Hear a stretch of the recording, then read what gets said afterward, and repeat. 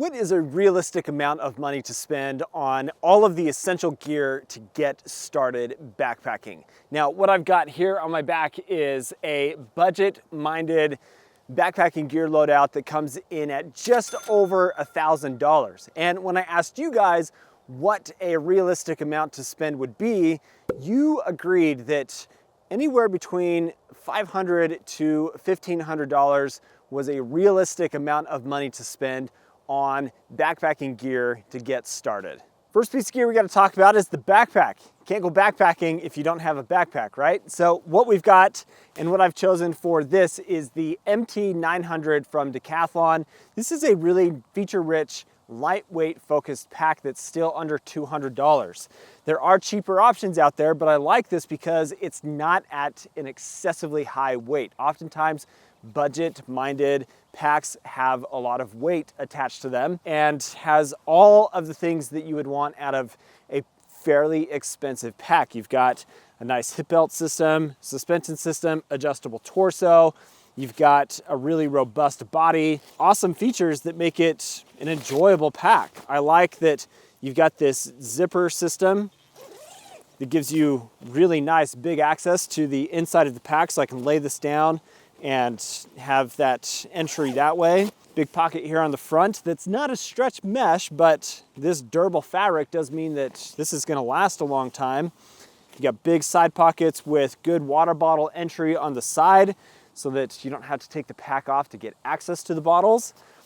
I think this is just a really nice value. So the tent that I chose for this list is the Featherstone Backbone two-person tent. This is a trekking pole or non-freestanding tent, very feature-rich tent that performs really well. Like, I have been very impressed with this tent in my time of using it so far. A palace for one person, but two people will fit in here, no problem, and plenty of pockets, ventilation, and a storm-worthy tent at a weight of under 4 pounds, which oftentimes two-person tents that are at a budget price point are in the 5 to 6 pound range. Super, super great shelter option. Now digging into the sleep system, let's set the sleeping bag aside and first talk about the sleeping pad.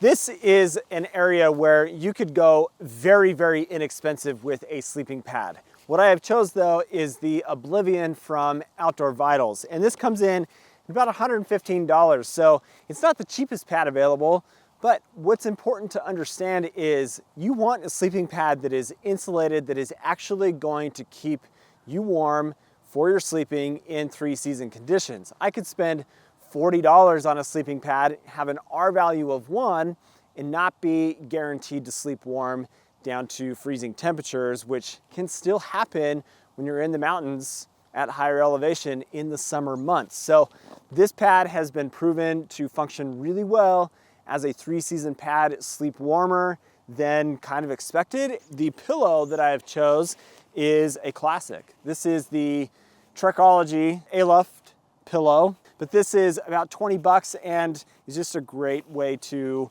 get a good night of sleep with a nice pillow. And then the sleeping bag we're working with is the Big Agnes Greystone 20-degree down sleeping bag. I've opted to go with a reputable brand that still is at a $270 price point, so not as the cheapest you can go, but this is a really nice high-performance sleeping bag that's still fairly lightweight, has all of the features that make it a really comfortable experience in the backcountry. It's a traditional mummy-shaped bag, but it's also very wide in the shoulder area. It doesn't taper really aggressively through the foot box. It's got a nice hood on it. For the price point, this is a really great option. So now when you're talking essential gear for backpacking, you think, what are the absolute must-have items that I need to take with me? I've already talked about the tent, backpack, sleep system. There's a few other pieces of gear that you need to have with you to make it possible for you to enjoy yourself on a backpacking trip. And that next thing is gonna be your cook system. So what I've got here is the Toaks Titanium 750 milliliter pot. This is at a $26 price point. It does save some weight, and it is not more cooking gear than you absolutely need. And then the stove that we're working with is the Fire Maple Buzz. This is a $26 stove. It's got a more robust setup here. You've got a larger burner. You've just got a higher quality option, in my opinion, than some of the other really cheap options out there. But this is a nice stove to cook with. So then you gotta eat, right? And the eating utensil that you gotta have is the quintessential classic long handle titanium spoon that has a polished bowl on it.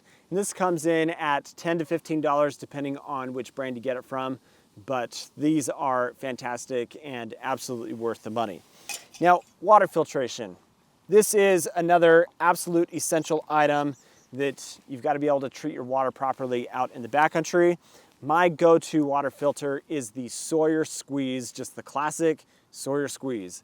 About a $30 price point. This thing will last you forever if you take care of it, back flush it properly, and store it properly. That's water filtration. And then a water bag to go with it, the Canuck Vecto.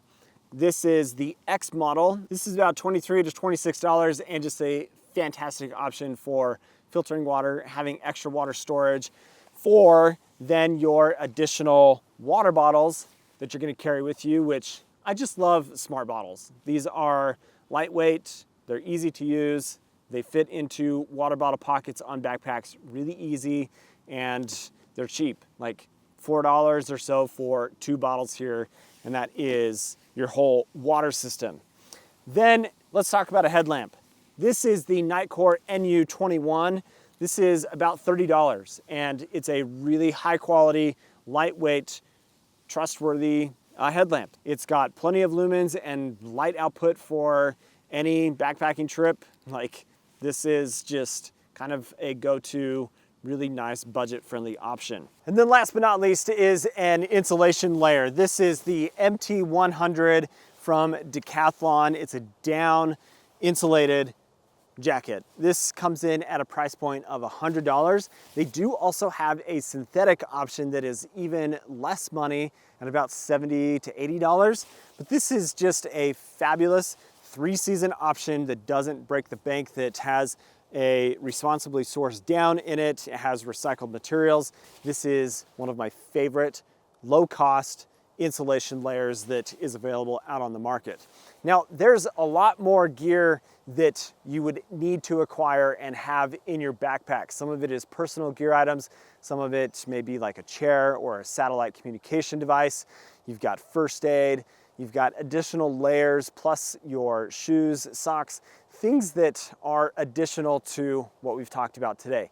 But as far as essential gear items are concerned, that's what we're covering. And at just over $1,000, you get a really nice system that everything I've shown you here today collectively together weighs in at 13 pounds. So it's lightweight, it doesn't break the bank, it's high quality, and it's gonna last for a long time, and it's gonna provide a really good experience in the backcountry. So the other things that need to go with your gear system are probably things that you already own. You've got a long sleeve synthetic shirt probably that you work out in, and you can use that as a base layer. You've probably got a fleece jacket that's just your go around town mid layer that you would be able to use. So you don't have to spend a lot of money on backpacking gear to have a good experience in the backcountry.